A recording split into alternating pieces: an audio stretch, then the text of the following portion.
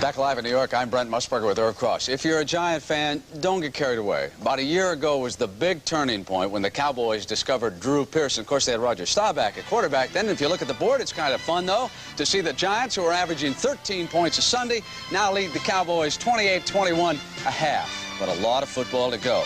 That's right, the Bears over Washington. You think it's Sid Luckman taking it out on Sammy Baugh in the 40s again when you look at that score. How about Pittsburgh and Tampa Bay? Tampa had closed in, and then the Steelers got a double ricochet touchdown to Lynn Swann. Got to be good and lucky. San Francisco shutting out Green Bay 13-0, 22-yard pass to Berg Solomon, 1-yard run by Linville Elliott. Cleveland and Baltimore. Oh, Brian Sipe, he's a dandy. 39 yards to Dave Logan, 5-yard run by last year's Heisman Trophy winner Charles White, and it's 14-0. Detroit and Minnesota slugging it out in the Midwest. No score in the second. Big surprise, 17-3. Pat Tilley has caught a 50-yard touchdown pass from Jim Hart, so the Falcons could be in trouble. Irv, there are some marvelous players at some of the small schools around the country. That's why you come up with the gym. You know, Brent, a couple of weeks ago, we showed you likely Heisman Trophy candidates. Well, today, we're going to look at the great unknown, some of the best players you'd never heard of who are likely to go high in the NFL draft to clubs warmed by the thought that history repeats itself. Few NFL clubs took notice when this young man graduated from SMU in 1954. But when he retired from the NFL, everyone knew all about Raymond Berry. In 1961, the Los Angeles Rams drafted this prospect from obscurity in South Carolina. He soon was appointed the Secretary of Defense, David Deacon Jones. But perhaps the greatest success story involving an unknown player centered on this 1954 University of Louisville star. The hope of finding another Johnny Unitas excites men like Gil Brandt of the Dallas Cowboys. As a scout, there's a great deal of self-satisfaction when you can find players at smaller schools that go on to star. The stars are shining ever so brightly in the small college ranks this year, like Sam Green, wide receiver for the University of Nevada at Las Vegas. He's the owner of a great pair of hands, and he has that big play ability. He's a John Jefferson type of receiver, and this is what everybody's looking for in our wide-open game today. There's no such thing as too many great running backs. And number 31, Clifford Chapman, demands respect. He has rushed for better than 3,000 yards in his career at Central State University in Edmond, Oklahoma. The amazing thing about Clifford Chapman is he's almost 6'2", 225 pounds, and he holds the NAI record for the 100-meter dash in his area. On defense, remember the name of Don Washington, a Texas A&I safety. He's picked off 17 passes in his college career.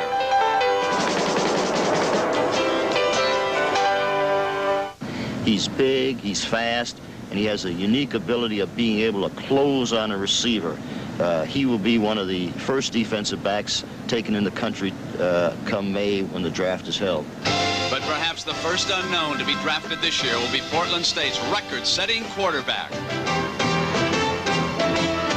Neil Lomax undoubtedly will be the surprise of the draft. He is big, he's strong, he's smart, he's got mobility. He reminds me a lot of Roger Staubach. He has the ability to make a team a contender within a few years. He has great ability for a small college player. You know, Brent, Neil Lomax had quite a day yesterday, didn't he? Yeah, it was Portland State, 105, Delaware State, nothing. Lomax completed 16 passes, 8 of them for touchdowns. He was indeed the only man in the country who had a better week than Ronald Reagan. We'll come back with the highlights as the NFL Today continues on CBS after these messages from your local stations.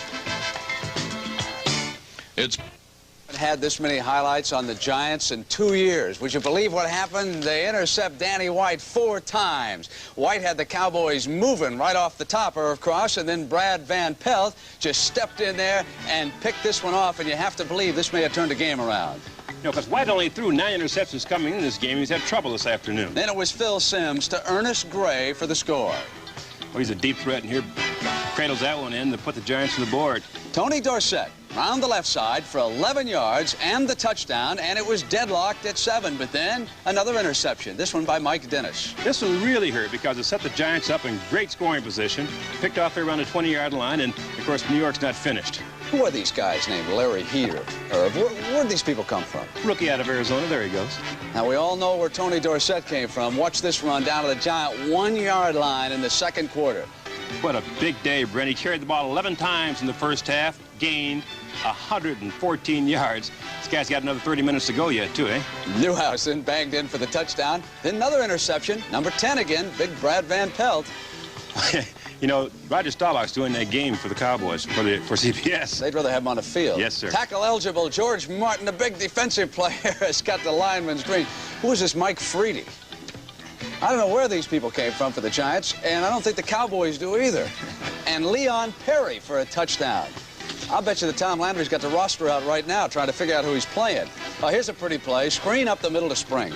They caught the Giants in a full blitz. Even though they had a three-man rush out there, they had linebackers coming. Cowboys caught them just right, and, of course, Springs just sprints into the end zone. What an explosion in Chicago, Irv. Here comes Walter Payton for a 51-yard TD.